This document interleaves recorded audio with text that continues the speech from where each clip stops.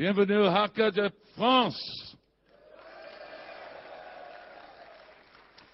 That's all the French I know. I will try not to talk like a New Yorker, because if I start talking like a New Yorker and it's TCP/IP and we have to talk like the subways, you're not going to understand a damn word that I'm going to say. So, je parle plus lentement comme ça, oui? En anglais. En anglais. I want to talk about the future of hacking. What you're going to be doing, what your children will be doing, and how important your job is, not only for you, your family, but for your country and for the world. Because things are changing very, very quickly. Oh, no, sorry, oops. First of all, I want to say I'm not crazy. 20 years ago, we talked about InfoWar, cyber war, digital Pearl Harbor. The United States Congress, Britain, the Canadian government, the French government, all over Europe said I was crazy. Nothing I said was going to be true. Now it's all we see. Back in those days, there were 10 of us who said personal privacy will disappear. Countries will use the internet to go to war. And Congress said to me, why will the bad guys use the internet to go to war? And I said, that is the wrong question. The right question is, why will they not use the internet? And that is what we are seeing today. And we're going to talk about how this has happened and what is going to happen until the year 2035. Most of us know we're still doing everything wrong. How many people think we do security really well? What's your name? Your name is George Bush? We're still doing things wrong. How many of our companies are doing things wrong? That's right, we're still doing it wrong because we're thinking like 1,000 years ago. We think like fortress mentality. We build really big walls. Really big walls work very well on the internet, don't they? We know from history and warfare, real warfare, walls do not stop armies. Walls do not stop hackers. Walls do not stop the bad guys. We need to be looking at things very differently. So we look at history and the history of warfare. And we go back 2,500 years, Sun Tzu. Make noise in the east, attack in the west. Warfare is about deception. It's about being invisible. It's about being anonymous so that your enemy does not know what you're doing. And we see that today, don't we? LulzSec, Anonymous, all of these groups that are doing things for their own reason. They use these same techniques. But that is called asymmetry. It is changing the rules. Changing the rules. LulzSec changed the rules. Anonymous changes the rules. And recently, in 1998, China changed the rules. How many people know that China declared war against the United States in 1998? One, two, a few hands. They declared war in one document called Unrestricted Warfare.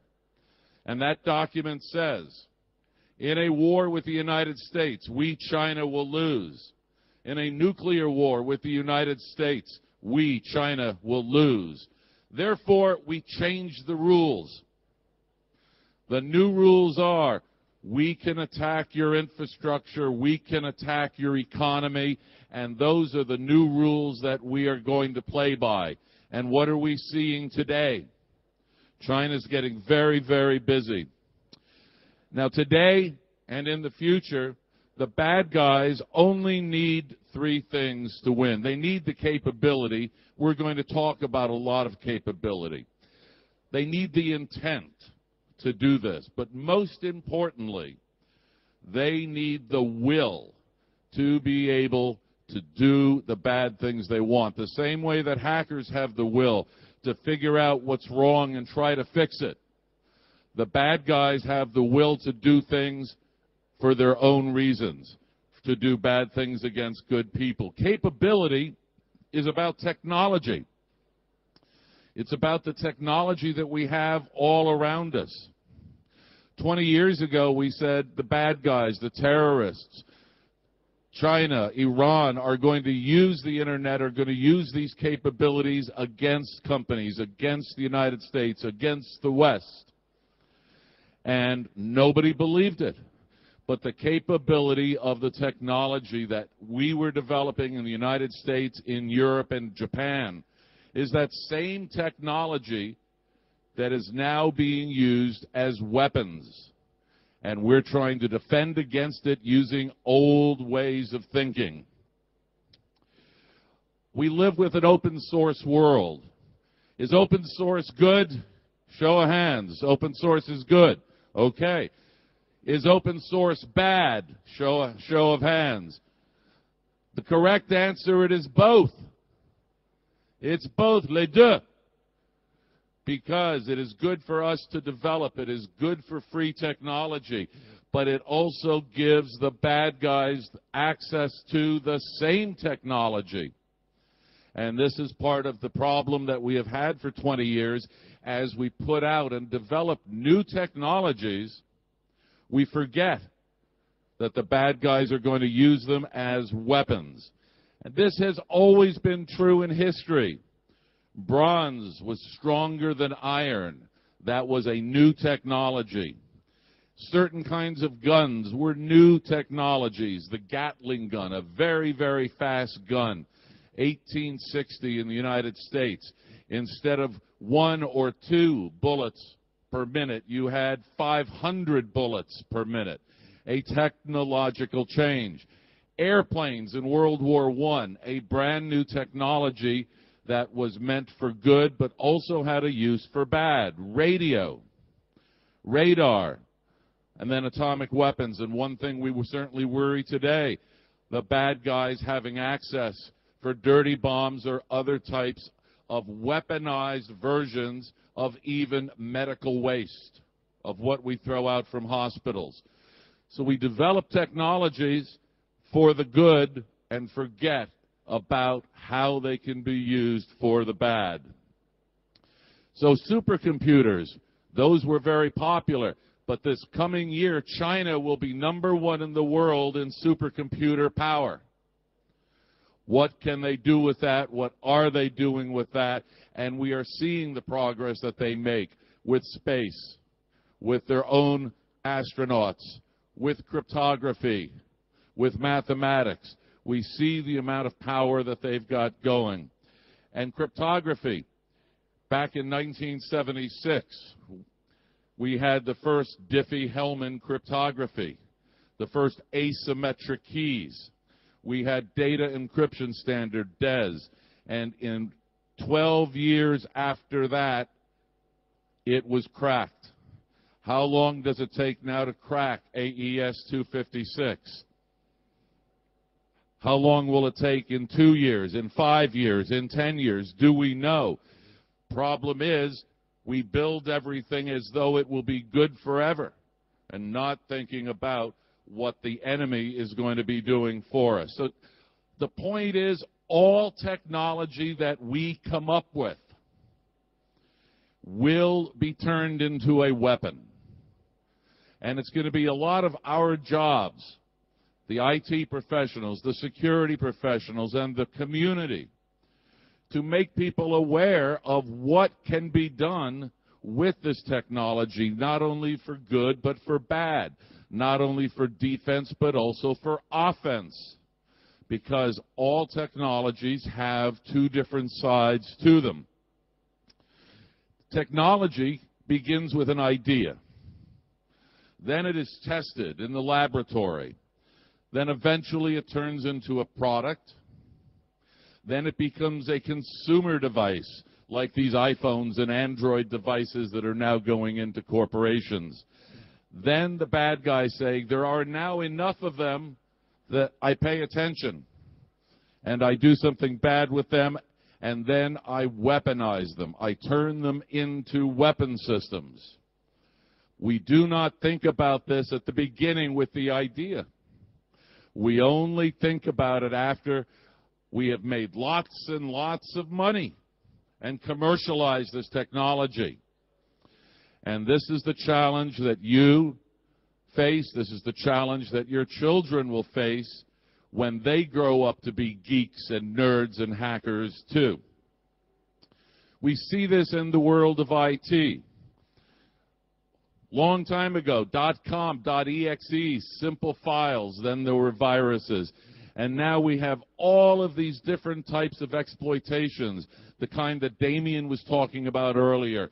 In the conference yesterday, we were talking about the various types of attacks that, because technology we are using today was built 20 years ago, 25 years ago, and we have not changed, it is easier to exploit 47,000 different CVEs with 35 million different kinds of malware because we didn't plan enough in advance. A lot of you helped to warn, but we have new technologies coming down the road that we need to do much better planning for. Chatbots. These are sort of fun. You have a problem with Microsoft software, you go to Microsoft.com and you talk to a computer. Okay, that's sort of cool.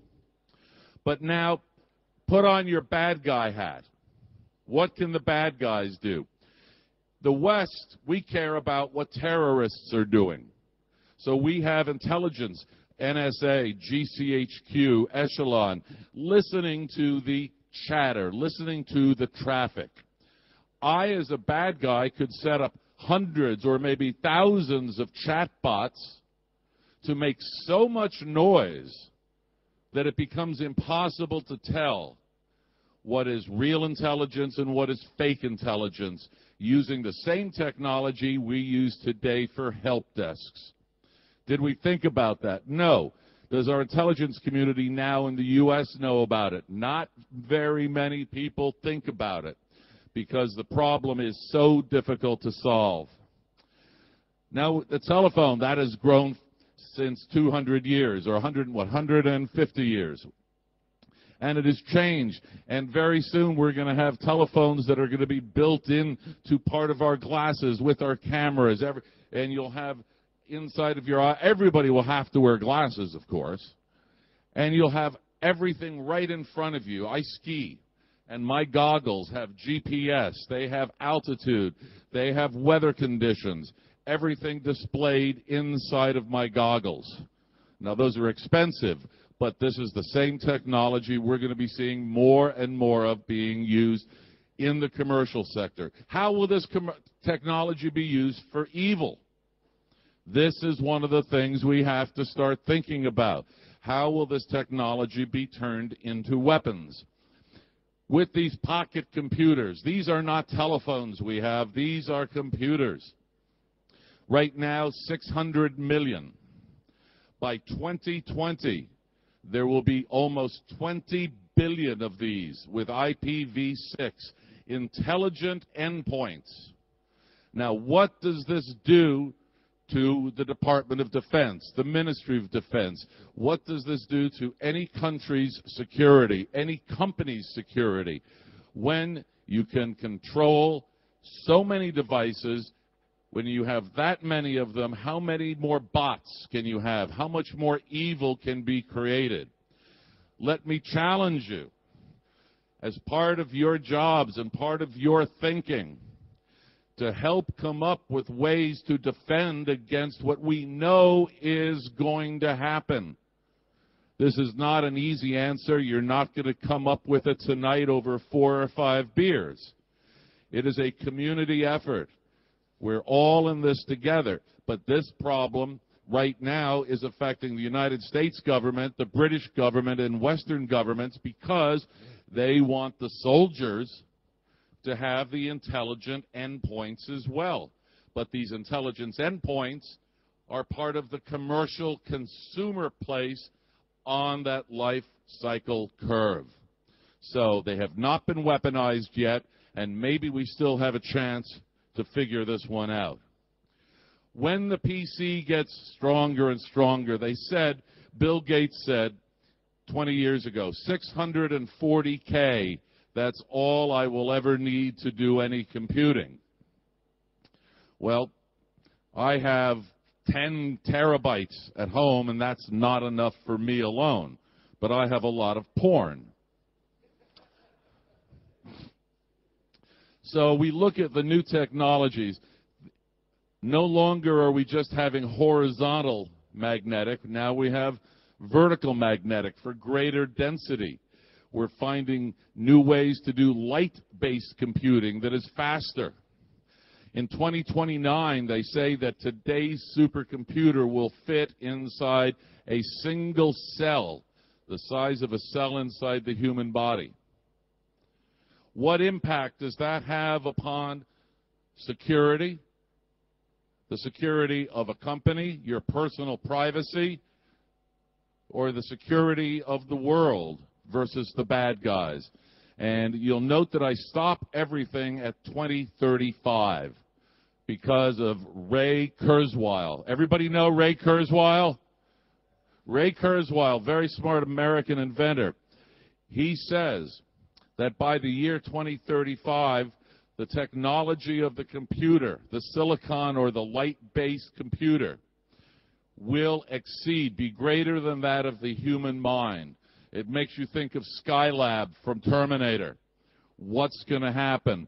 A fundamental change for the planet. To look beyond that is foolish in my opinion, so I only look up to 2035 at this point. But given people this amount of power changes the face of the planet more than the internet has changed it. Distributed intelligence. You may know that Amazon, their EC2, became part of a cryptographic hacking botnet for a criminal enterprise until Amazon figured it out and turns it off. But MPP, massive parallel processing, the concept of EC2, is why the world's largest computer today is owned by organized crime. And that is up between 5 and 50 million computers around the world that are part of the criminal botnets. And this is because users are idiots. Users are idiots, and we're giving them all of this technology. So again, we have to think.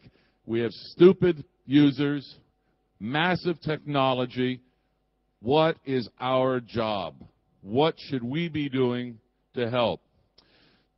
So when the singularity comes, all the rules are going to change. We may be alive, we may be dead, but your children are going to be going through that. And helping them think in ways very different is important for everybody. When we start introducing more bioengineering, I have now an electronic arm. What can a bad hacker do to somebody like this? You're walking down the street and suddenly your arm is going completely out of control. Is that funny? Is that evil? Well, maybe at a hacking conference it might be fun. But what can the bad guys do with this sort of technology when it starts being used? What do we do to prevent it? How do we stop it? We're now playing with brain engineering. Electronic Prozac. Let's have everybody be nice and calm, take Prozac, drink beer, and everybody's calm. We're going to do this electronically with implants into our brains. The work is already in the laboratories. Then it will go into the medical field. Then it will become part of the population. Then it will become a game by Microsoft or Sony or Nintendo where your brain plugs in to PlayStation 22 or 28. What can the bad guys do with that technology? It's fun for gaming. It's fun for you in your holodeck, your virtual reality. But how can I turn it into evil? We have to think like Dr. Evil more and more to be able to defend ourselves in the future. Nanotech. At a store in the United States this last Christmas, they had a little game for $20 US, and it allowed kids to program simple rules into large nanotech kind of Lego-looking blocks to see how they would behave on a magnetic board. And it was kind of fun. It really, very, very simple. But as these nano devices mechanically get better, the silicon intelligence gets smaller and smaller. We take that intelligence, put it into the very small mechanical devices. Okay, we have now, again, wonderful technology. I can build great things. We have 3D printers now that build macro. At what year are we going to have 3D printers that make nano? 5 years, 10 years, 15 years, somewhere it's going to happen. What will the bad guys be building with that same technology? And will we be able to defend against it? Or are you going to have to come up with the perfect nano machine to defend against any bad, evil nano machine? The same principle that we looked at 25 years ago applies to these kinds of technologies. This brings up the concept of self-organization and swarming. Very simple rules. You take a rule, for example, in automata theory from John von Neumann back from the 1940s. And a rule set would be go up 1, go across 2. If I see a wall, go up 2, go across 1. Very simple rule set. Let's make it that way. Now I take that rule and I apply it to 100 billion very small nano-sized devices. What is the result? The answer is we do not know. We do not have the mathematics. We do not understand self-organization. We do not understand what artificial life really is. But swarming and self-organization with very simple rule sets is a simple form of life that we are going to be creating in the next 10 years. Now, do you want to release one of these at a hacker conference? Do you want to release one in the metro? Do we keep it in the laboratory? What do we do with this kind of technology as it comes from the laboratory into the commercial space before the bad guys turn it into a weapon system? Can we create chaos with it?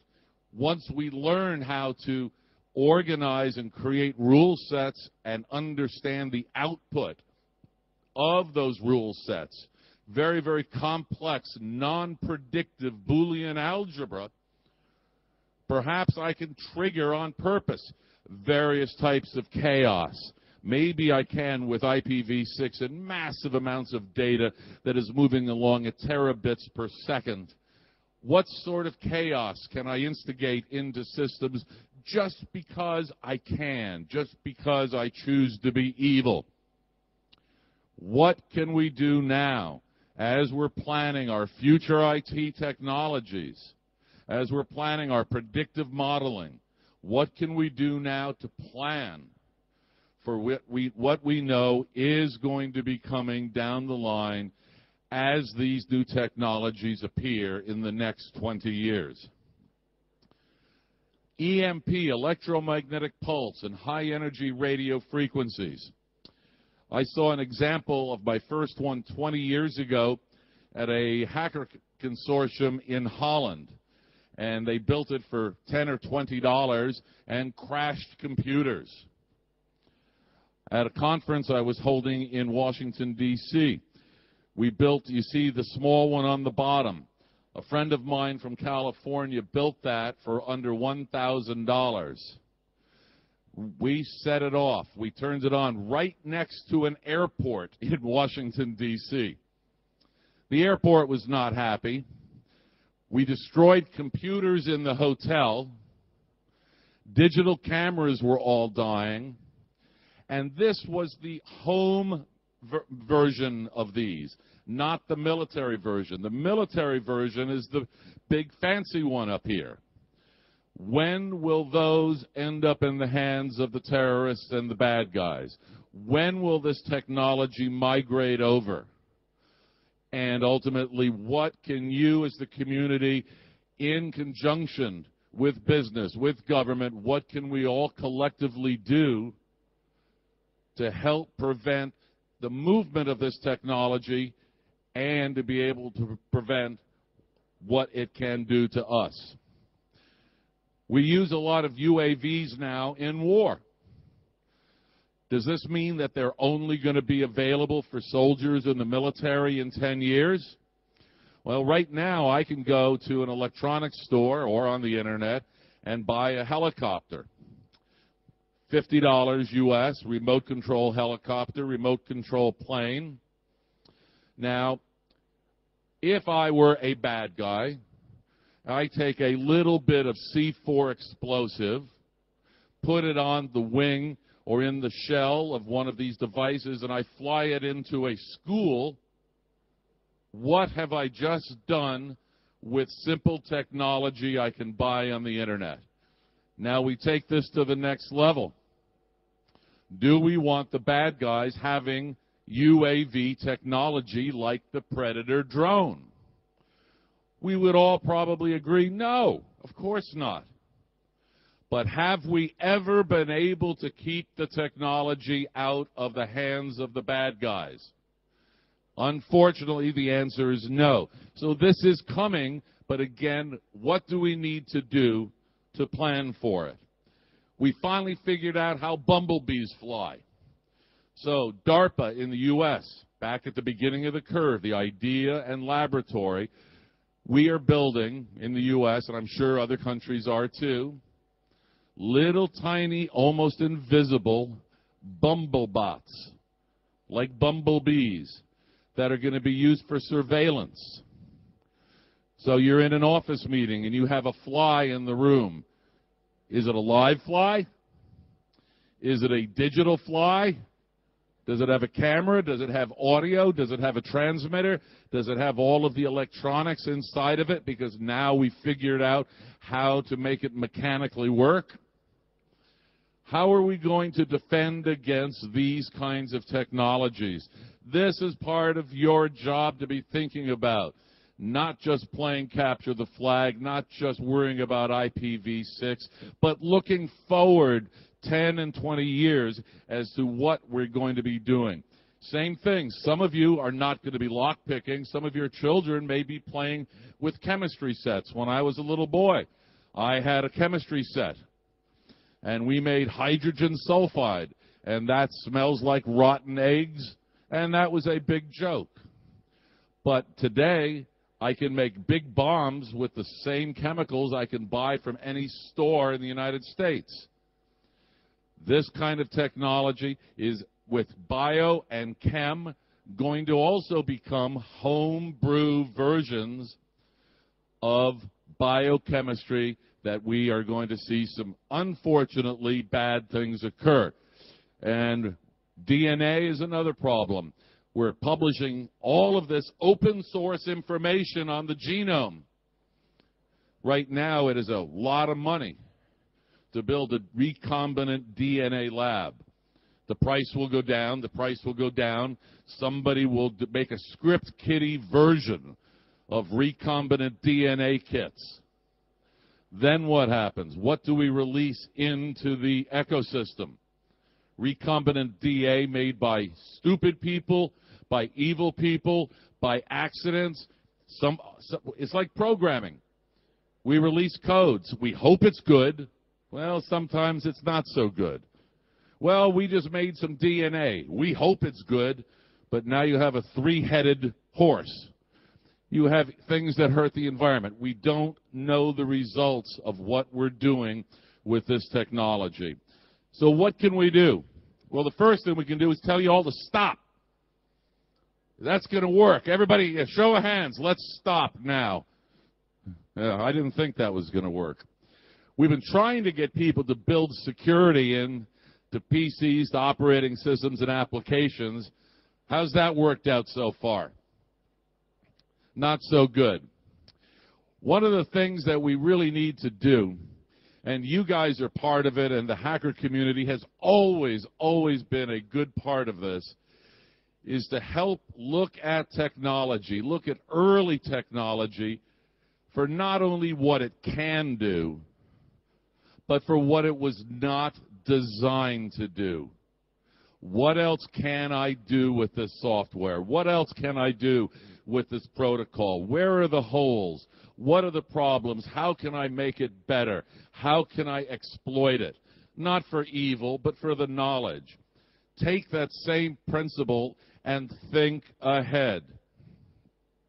The community, international community, the hackers were hated, sometimes still are, by many people around the world because they don't understand what the community really is. And part of this is getting the lawyers, the politicians to understand, not only in your country, not only in mine, but across all of the countries, to understand that technological development is not going to stop. Hackers have existed for 200 years. That's what Faraday, Volta, Ampere were. When all technology is developed, it's engineering, fundamental engineering, taking science and building new things with it. And how do we do this for the technology in ways that will become so distributed it'll make the internet look small? This is part of the challenge that we have to meet. Now, we could say, let's all turn everything into Darth Google. Let's turn it into a police state and absolutely control everything. Well, we know how that went in Egypt. We know how that went down in Algeria. We see how that goes in Syria. And there's big riots in China today. I think you may have seen that. And then Canada lost a hockey game, and they rioted just because of a hockey game. So we don't want to do that. Do we want to monitor absolutely everything? Well, some of this technology will allow that. Do we want that to happen? Do we not want it to happen? You need to be part of the process very early with technology as it is being designed and developed. Become part of the solution, part of the long-term solution for these new technologies before they reach out for everybody in the masses. So what can we do? We're behind. We as a community are behind. We as nations are behind. First thing we do is try to make a boatload of money off of our inventions and not worry about the consequences. If we do not worry about the consequences of the technology that we are building, then it's our own fault. We can only blame ourselves when things get completely out of hand. This is why the internet and cyber war and privacy and all of the issues that we see today and why you're here exist today.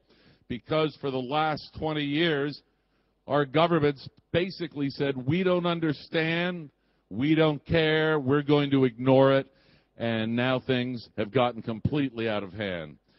So they asked me to also say what scares me here. What scares me in all of this is insiders.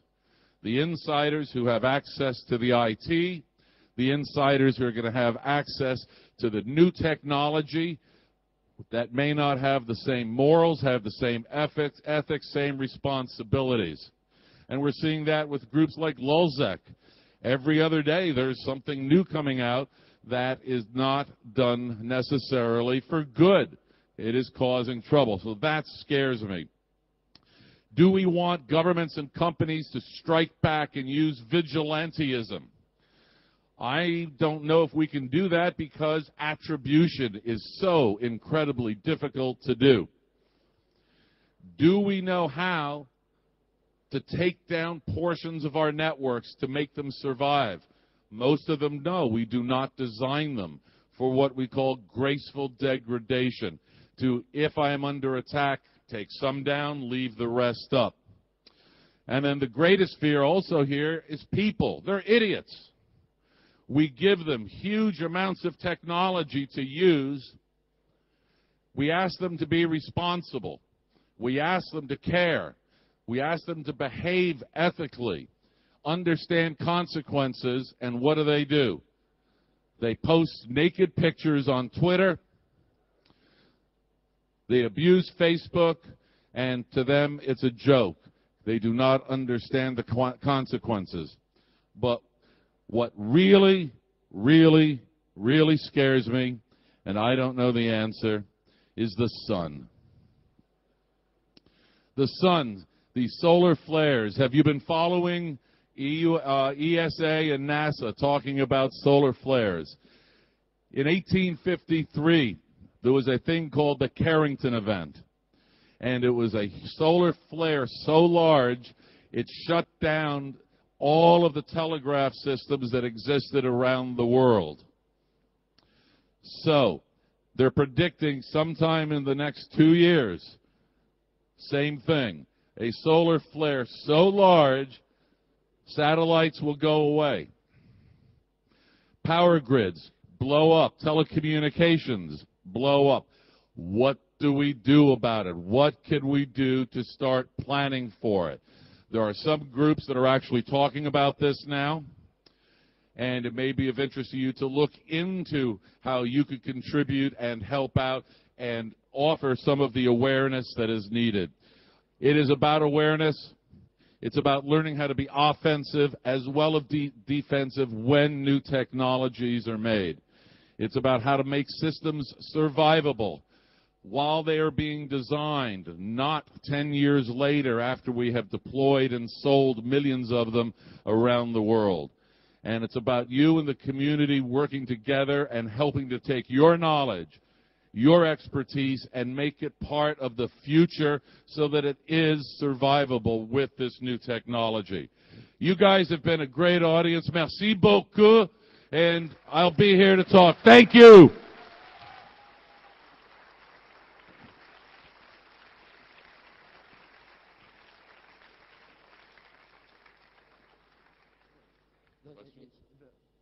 Si vous avez des questions, n'hésitez pas. Des questions? Please speak in Polish. I can't speak English, don't worry about that. You talked about brain control, that our brain will be somehow connected for gaming.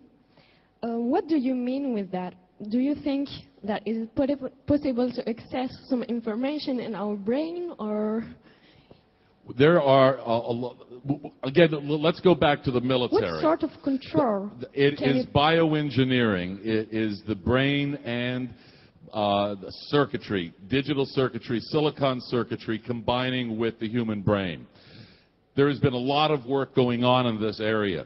Number one area is to try to help schizophrenia, to be able to look for voltage and differences in the brain and to help stabilize and make it better. What the military has been looking at is a thing called SCHWD. They've been working on this for 20 years. And this is, how do I have the brain control the weapon systems in airplanes?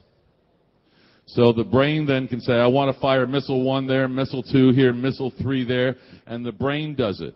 Right now it's being done with a helmet, but the inserts into the brain are the next step, and we are now actually seeing the combination of small, very small CPUs being combined with the brain. At some point, I am saying we're going to use it for gaming. We are going to turn it into entertainment. And the first entertainment that will be for virtual sex. Right, boys? Right, ladies? I'm sorry. Yeah. She's going peut-être. But we are now experimenting with the brain and that, and it's coming. It's coming. I didn't mean that by sex either. Other questions, comments? I will be here if anybody wants to challenge me or yell at me later. One more? Hi. Hi, Winn. Thanks for the very good lecture. My question is that many people here came because they have, some IT knowledge and they like to play with the rules. But in terms of concrete action, what would be the piece of advice you would give to some young people who, I guess, like you, would like to change the world? What would be the next step they have to do tomorrow when they wake up? Asking what to teach the young people first? No, I mean, in terms of concrete actions we could make, maybe in terms of entrepreneurial or, I don't know, maybe implementing a new set of rule or policy. I don't know which kind of concrete measures we could take to implement your action. On rules, we're never, ever going to all come to agreement.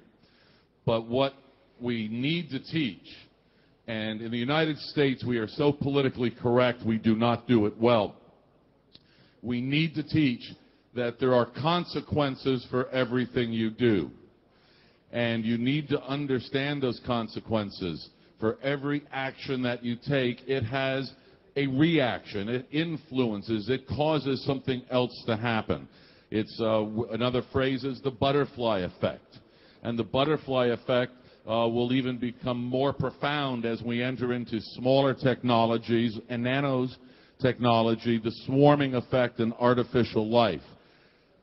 We do not know yet how to predict that, so there is a line that we cannot cross. But understanding consequence of what you do, what you design, what you develop, and what you make is absolutely essential. And it is something that I think we as a planetary citizens have failed at very badly. Donc merci beaucoup à Winn SCHWARTAU pour cette conférence.